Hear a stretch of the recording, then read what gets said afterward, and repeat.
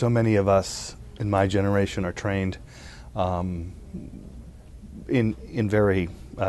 primitive technologies in terms of teaching and in terms of our own research and our own communication. It's no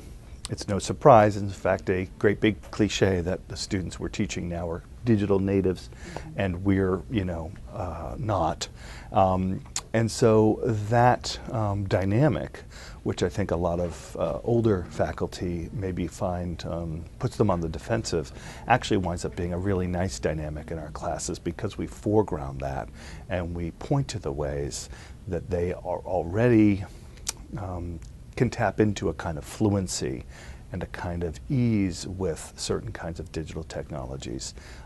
that can make them partners in the learning process, and they can help us learn. And the community at UMBC of people who are using digital storytelling in the classroom, as it grows, you have students who have done this in other courses, and those become the leaders in the course. Because if there is anything that I've kind of learned through this process and being kind of trained in the workshops, first I learned you can actually do this because my classes are quite large, 40 student classes. So really once we get into the classroom, I kind of have to pull back as the teacher in front of the course and let them take over.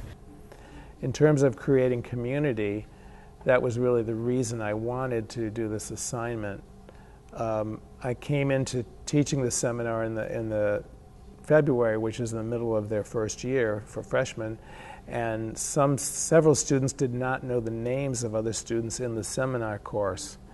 which surprised me because they were supposed to be they had been in this course together in the fall semester, and many of them lived in the same residence hall on